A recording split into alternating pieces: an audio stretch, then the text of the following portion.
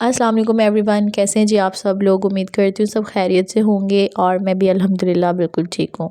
अच्छा, आज मैं जिस टॉपिक पे बात करने जा रही हूँ ना, बहुत ज़्यादा इम्पॉर्टेंट टॉपिक था और इस तरह से हमारे मुल्क के हालात चल रहे हैं ना, और जिस तरह महंगाई होती जा रही है, बहुत ज़रूरी है आज के दौर में बचत करके रखना।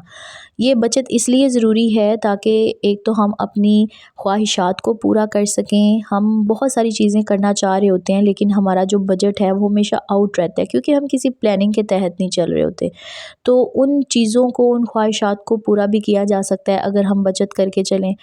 प्लस अगर कोई भी इस तरह के हालात आ जाते हैं जो नासाज़गार हैं, कोई भी इमरजेंसी की सिचुएशन भी हो सकती है, तो उसके लिए कुछ रकम बचत की मद में साइड पे रखी होनी बहुत ज़रूरी है, और ये ज़रूर किसी ना किसी काम आ जाती है। अक्सर ख़वातीन ये सोचती हैं कि भाई हमारी तो आमदन बहुत कम है, तो इतने कम पैसों में तो हमारा गुजारा मुश्किल से होता है, तो हम बचत किस तरह से कर सकते हैं, या फिर घरेलू अखराजात को कम करके बचत किस तरह से की जा सकती है। अच्छा, सेविंग्स या बचत का मतलब ये नहीं है कि आपने एक टाइम में हज़ारों रुपए ही सेव करने हैं, बल्कि थोड़ी सी अमाउंट, बिल्कुल थोड़ी, मतलब 100-200 से भी आप अपनी बचत का करने का जो एक प्रोसेस है ना, उसको स्टार्ट कर सकते हैं।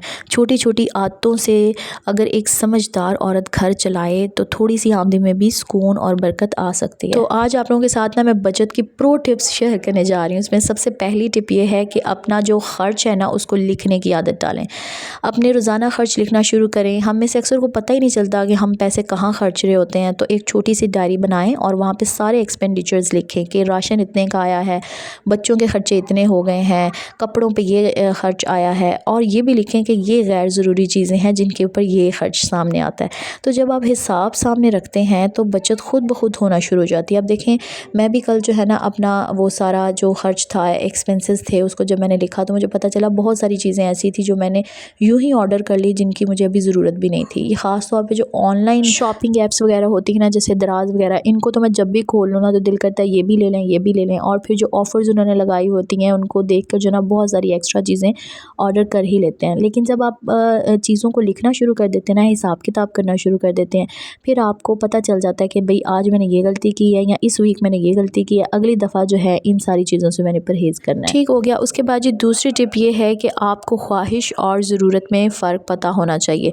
हर खूबसूरत चीज़ ज़रूरी नहीं होती। कभी कभी हम दूसरों को देखकर ऐसे ही ख़रीदारी करना शुरू कर लेते हैं, नए कपड़े लेना शुरू कर देते हैं, बर्तन लेना शुरू कर देते हैं। आजकल सोशल मीडिया पर बस इन्फ्लुएंसर्स को देखकर डेकोरेशन पीसेस लेना शुरू कर देते हैं, और फिर बाद में हमें यह एहसास होता है कि ये ख़र्चा ज़रूरी नहीं था।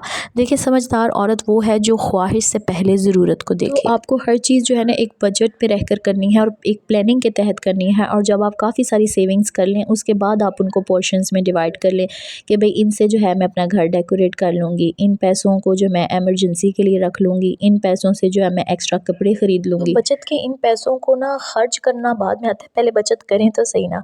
ज़्यादातर तो हम यही सोच रहे थे भाई बचत करना बहुत मुश्किल है। आप बचत करें, आप बेशक 1000 रुपये हफ्ते का साइड पे कर लें, आप महीने के 2-3 हज़ार रुपये बेशक साइड पे कर लें, और आप भूल जाएं कि वो पैसे जो हैं वो आपने खर्च करने हैं, कहीं पे लगाने हैं। बस समझें कि वो मेरी सेविंग बॉक्स में चला गया, और उसको मत खोलें। अच्छा, सेविंग करने का एक बेहतरीन तरीका कमेटी डालना भी है। कमेटी डाल लें, कोई छोटी सी 2-3 हज़ार की महीने की कमेटी डाल लें। उससे भी ये क्या होगा कि भाई एक महीने में 2-3 हज़ार तो आप साइड पे करने के काबिल होंगे ना, तो एक साल के बाद जो है वो काफ़ी अच्छी अमाउंट बन जाती है, और आप उससे जो है ना अपना कोई बहुत बेहतर काम निपटा सकते हैं। तो भाई कमेटी डालने का तो मैं अक्सर ही रिकमेंड करती हूँ, क्योंकि ये ज़बरदस्ती की सेविंग होती है, और आज के दौर में जो चीज़ ज़बरदस्ती इम्पोज ना की जाए वो करने को हमारा दिल ही नहीं करता। उसके बाद चलते हैं पॉइंट नंबर 3 की तरफ, कि घर के खाने में बहुत बरकत है। रोज़ रोज़ जो हम बाहर से खाना शुरू कर देते हैं, पिज़्ज़ा मंगवा लिया, कढ़ाई मंगवा ली बाहर से, तो उससे बजट भी ख़राब होता है और हेल्थ भी ख़राब होती है। सादा खाना घर का खाएं, इससे पैसे भी बचते हैं, घर में खाने से मोहब्बत भी बढ़ती है, बरकत भी आती है। अब मैं ये नहीं कह रही कि हर टाइम घर में ही खाना है, बाहर से मंगवाना नहीं। आप बाहर से मंगवा सकते हैं, कोई 2 हफ्ते के बाद एक दिन रख लें जो आप बाहर से भी खा लें, चिल पार्टी कर लें। ये चीज़ आपने माइंड में रखनी है कि बाहर से 2000 की आप 1 केजी कढ़ाई मंगवाती हैं ना, वही 2000 का अगर आप गोश्त मंगवा लें, चिकन मंगवा लें, घर पे रख लें, तो आप उससे बहुत सारी अच्छी डिशेस बना सकती हैं।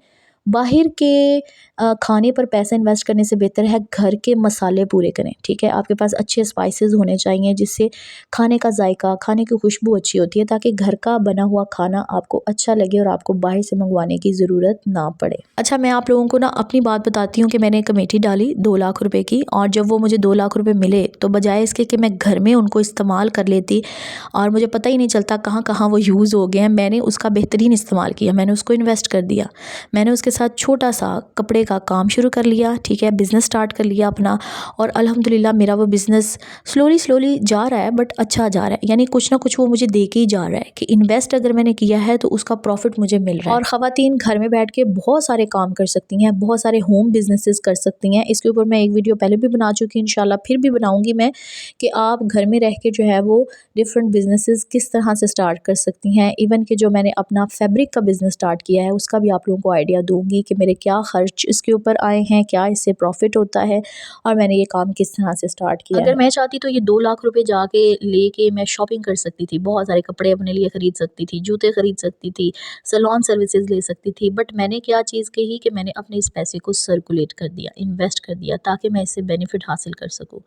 ठीक हो गया जी। अब पॉइंट नंबर 5 पे आते हैं। पॉइंट नंबर 5 है जी मेरा, दिखावे से बचें। आजकल सोशल मीडिया ने बहुत सारी ख़वातीन को जो है ना वो मेंटली प्रेशर में रखा हुआ है। हर किसी की ज़िंदगी एक जैसी नहीं होती। अपने घर, अपनी चादर और अपनी हैसियत के मुताबिक जीना सीखें, क्योंकि सुकून दिखावे में नहीं है, कनात में है। अगर आप एक अच्छी वेल मेंटेन्ड और समझदार खातून हैं तो याद रखें कि आपकी समझदारी सिर्फ पैसे नहीं बचाती, बल्कि पूरे घर का सुकून बचाती है। अल्लाह ने औरत को घर की रहमत बनाया है और समझदार औरत कम वसाइल में रहकर भी खुशियाँ पैदा कर ही लेती है।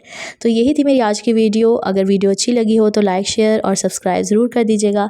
अपना बहुत सारा ख्याल रखिएगा। मिलूँगी नेक्स्ट वीडियो में, तब तक के लिए अल्लाह हाफ़िज़।